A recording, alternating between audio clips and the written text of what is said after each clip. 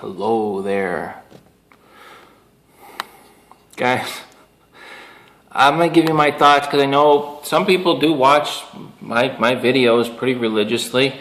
And I know they're going to want to know, what do I think of Nate Diaz versus Conor McGregor number 2? Well, I've stated before, as a lot of you know, I can't stand rematches. And even worse is when they fight 3 times. If you're going to do that, then why even, it's like as if the first fight has no meaning, which in a lot of ways it doesn't. If Conor comes back and wins this fight against Nate Diaz, it's as if he didn't lose. It's as if he didn't lose the fight. Pretty much. But here's the thing. I don't think Conor's going to beat Nate in the rematch. Just because I definitely had Conor win the first fight, but I did state that if it gets to the ground, that Nate shouldn't have any problem submitting Conor. But I still thought Conor would win because people try and take Conor down, and other than Chad Mendes, people haven't had too much success. And most of Conor's fights are over within 1 round. So, you know, if they're in there for 5 rounds, 3 rounds, that's more time has passed, there's a good chance that they're going to end up on the ground. Even if somebody slips, somehow they're going to end up on the ground. It increases the chances. But Conor knocks guys out so fast, I was just like, man, this ain't going to go. Nate's probably not even going to get him on the ground. But what we saw in that first fight was that Conor's punches, guys, if anything, that first fight, Conor's kind of like gotten a lot of people hating on him. But if anything, it really just shows how good he is. Because he's this little guy, and he's in there boxing up Nate Diaz. Now, Nate said he was rusty and this and that. Was he rusty, or was he just getting outboxed? I think he was just getting outboxed. That's what I think. And Nate took his punches. And did Conor tire out? Guys, I watched the fight a couple times. I can't really say that I saw Conor getting tired. Was his energy level going down compared to Nate Diaz? Yeah, because he was throwing more punches. And it looks like he probably put a lot into those. Man, he was hitting uppercuts and everything. So, this rematch is crazy, man, because Conor knows. I can't say he specifically got gassed out, though. But if that was the case, Conor knows he'll have to come in a little bit better shape. And it could be that Conor slacked off a little bit. He's been beating everybody so easy. His fights never go very long. Plus it's just a combination of eating all that food, putting on weight. You guys, you go eat a burrito for lunch and an entire pizza for dinner. Do that for 5 days in a row. Like if you're active, and go for a jog or do something, something like that, and you'll see. You'll feel out of breath. You'll feel tired. Just taking in those calories, the fat, you know what I mean? And then, not to mention putting on weight, you're carrying more weight. It's like strapping 5-pound weight here and a 5-pound weight here and a 5-pound weight on your back. Your heart is not used to moving that weight around. So, but guys, I think it's kind of a cop-out, though, that they're saying that, he got tired. I saw Nate hit him with some stiff jabs and some sharp punches. That's what I've seen happen. And what that shows me is that Nate Diaz can definitely take a punch, as we know.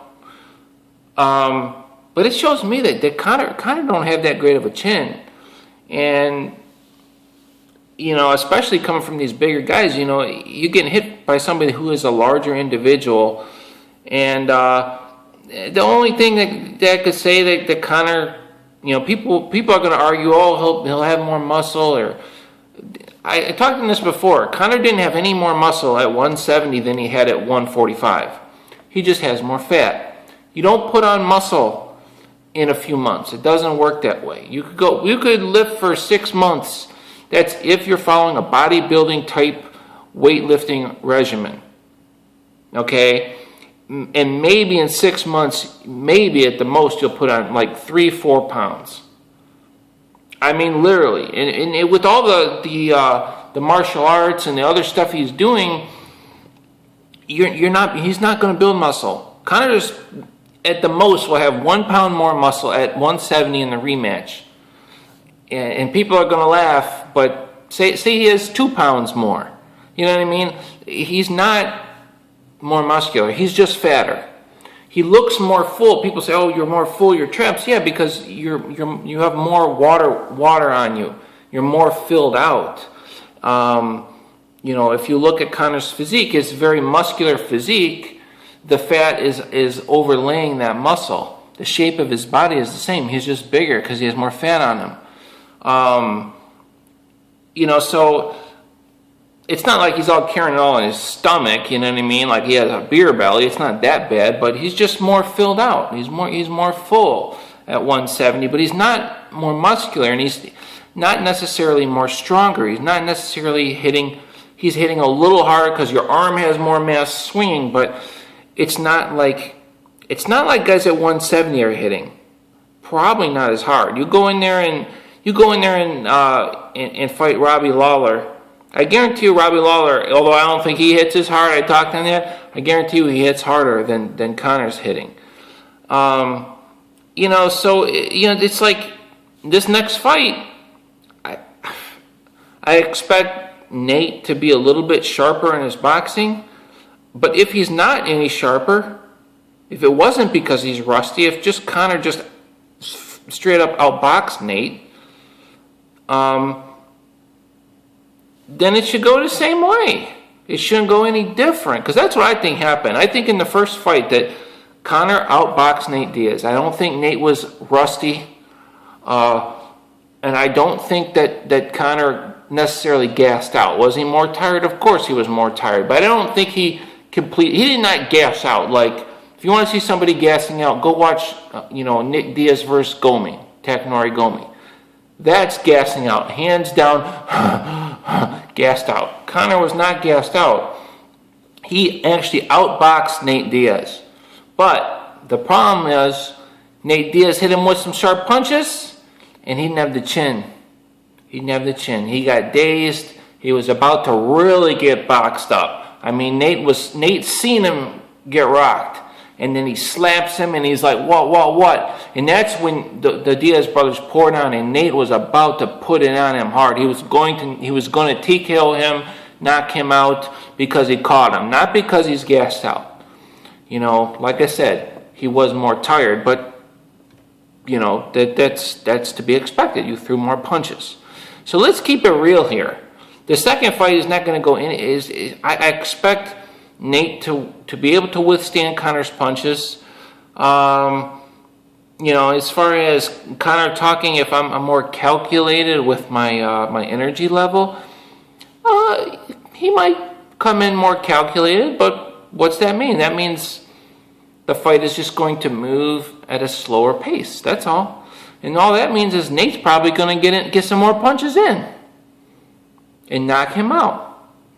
I'd like to see how. You can go back and watch how many punches did Conor land and how many punches did it take for Nate to land to knock Conor out. Didn't take nearly as many punches, guys.